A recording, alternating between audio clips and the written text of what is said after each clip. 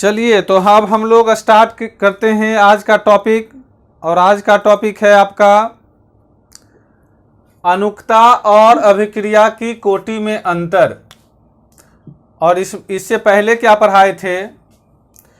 इससे पहले पढ़ाए थे 19 नंबर में। क्या पढ़ाए थे?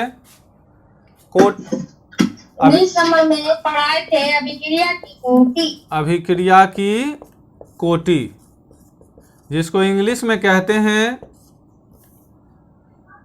Order of reaction. Order of reaction. अब देखिए याद होने लगा टॉपिक अब याद कराने में, समझने में कोई भी दिक्कत अब नहीं हो रही है। तो ये हो गया अभिक्रिया की कोटि, ऑर्डर ऑफ रिएक्शन। ये पिछले क्लास का है और अभी का जो क्लास है इसमें हम आपके साथ डिस्कस करने वाले हैं। और वह टॉपिक है अनुक्ता और अभिक्रिया की कोटि में अंतर। मतलब 18 नंबर और 19 नंबर में हम अंतर बताने वाले हैं। 18 और 19 इस दोनों में हम अभी अंतर आपको बताने वाले हैं। क्या होता है अनुक्ता और अभिक्रिया की कोटि में अंतर? तो इसको नंबरिंग कर देते हैं। अनुक्ता यहाँ लिखते हैं, हम 4 बार लिखेंगे ताकि आपको याद हो जाए अनुक्ता, और यहाँ लिखेंगे आप अभिक्रिया की कोटि। लेकिन आप 2 लाइन करके आप लिख सकते हैं। तो अनुक्ता क्या होता है? तो लिखेंगे यह अभिकारकों के अणुओं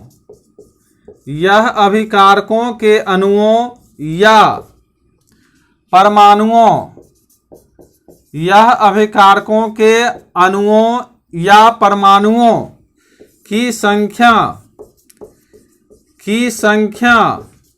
पर निर्भर करती है। पहला पॉइंट। नेक्स्ट डे आप हम लोग को सुनाएंगे याद करके कि यह अभिकारकों की अणुओं या परमाणुओं की संख्या पर निर्भर करती है। और अभिक्रिया की कोटि में क्या होगा? अभिक्रिया की कोटि, इसमें क्या होगा कि यह अभिकारक के सांद्रण परिवर्तन पर निर्भर करती है। तो क्या मतलब हुआ? अनुक्ता में हुआ कि यह अभिकारकों के अणुओं या परमाणुओं की संख्या पर निर्भर करता है। अनुक्ता, इसमें संख्या क्या को माना जाएगा? बेस। और इसमें माना जाएगा अभिक्रिया की कोटि में सांद्रण को, कंसंट्रेशन को माना जाएगा अभिकारक का सांद्रण को। तो पहला पॉइंट हो गया कि अनुक्ता में अणु और परमाणु की संख्या, जबकि अभिक्रिया की कोटि में सांद्रण के परिवर्तन से हम समझेंगे। तो पहला पॉइंट आपको समझ में आ गया।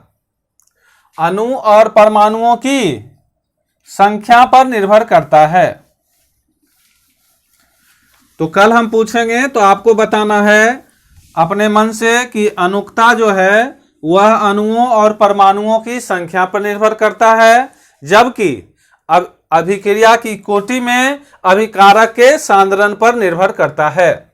क्या बोलेंगे अनुक्ता में? अनुक्ता में बोलेंगे कि अणुओं और परमाणुओं की संख्या पर निर्भर करती है, जबकि अभिक्रिया की कोटि में क्या बोलेंगे? अभिक्रिया की कोटि में बोलेंगे कि सांद्रण पर निर्भर करता है। बहुत इजी है।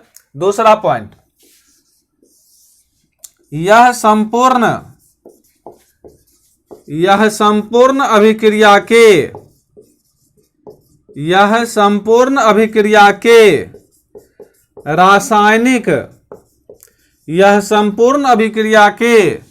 रासायनिक समीकरण द्वारा निर्धारित की जाती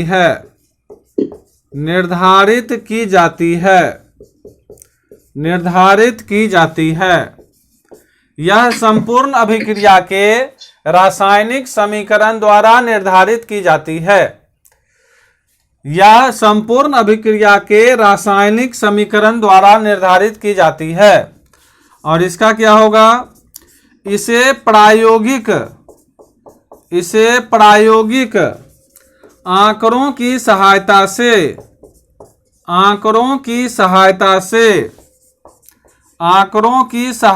से निर्धारित किया जाता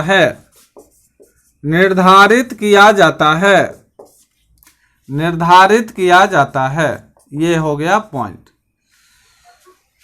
तो अनुक्ता के बारे में बोलेंगे कि यह रासायनिक समीकरण, अभिक्रिया जो होगी उसमें रासायनिक समीकरण द्वारा निर्धारित किया जाएगा, जबकि अभिक्रिया की कोटि में प्रायोगिक आंकड़ों की सहायता से निर्धारित किया जाएगा। किससे निर्धारित किया जाएगा? पहला होगा ऊपर वाला, रासायनिक समीकरण द्वारा निर्धारित किया जाएगा, और दूसरा अभिक्रिया की कोटि में प्रायोगिक आंकड़ों की सहायता से निर्धारित किया जाएगा। तो दोनों याद हो जाएगा कि नहीं? इसमें भी देखिए प्रैक्टिस आप करके रखेंगे अगले क्लास में, क्योंकि याद करके सुनाना बहुत जरूरी है। रासायनिक समीकरण द्वारा निर्धारित किया जाएगा और ये प्रायोगिक आंकड़ों की सहायता से निर्धारित किया जाएगा। तो बहुत इजी है। अनुक्ता और अभिक्रिया की कोटि, यह संपूर्ण अभिक्रिया द्वारा रासायनिक समीकरण द्वारा निर्धारित किया जाएगा, और दूसरा प्रायोगिक आंकड़ों की सहायता से। तो अनुक्ता के बारे में क्या बताए कि यह किसके आधार पर डिपेंड करेगा, सो बताइए। रासायनिक समीकरण के द्वारा। और अभिक्रिया की कोटि में किसके द्वारा किया जाएगा? तो प्रायोगिक आंकड़ों की सहायता से। इसमें होगा प्रायोगिक आंकड़ों की सहायता से, और इसमें क्या होगा? रासायनिक समीकरण द्वारा निर्धारित किया जाएगा। तो इस तरह से याद करेंगे।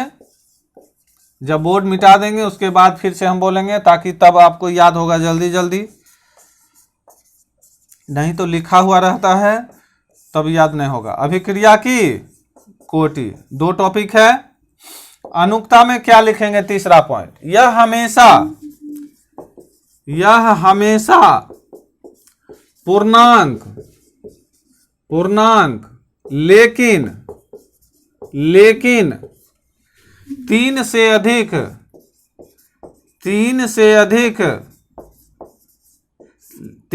अधिक या हमेशा पूर्णांक में होती है,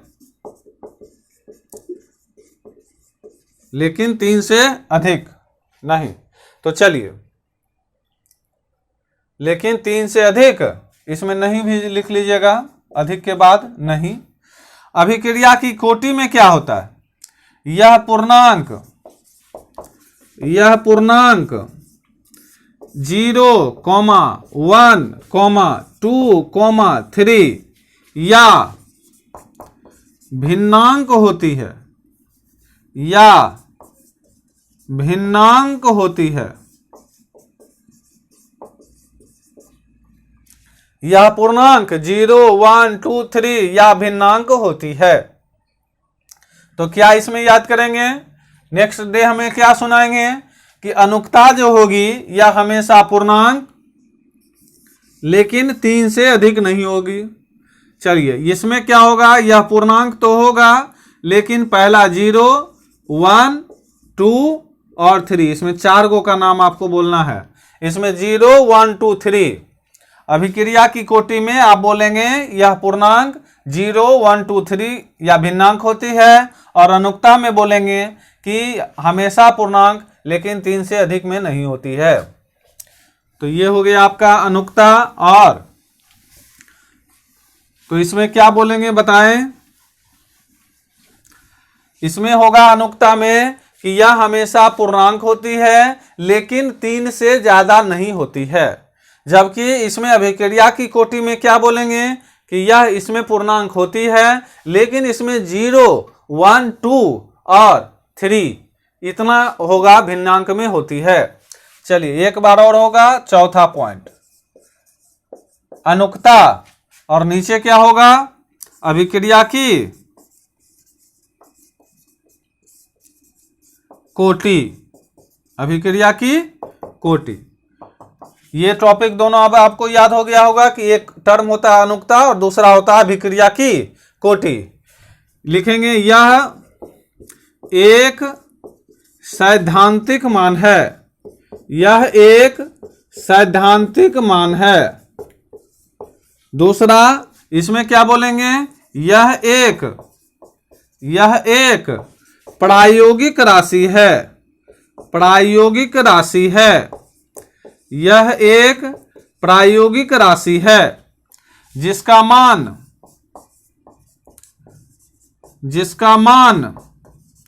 प्रायोगिक अवस्था में, जिसका मान प्रायोगिक अवस्था में, जिसका मान प्रायोगिक अवस्था में परिवर्तन के साथ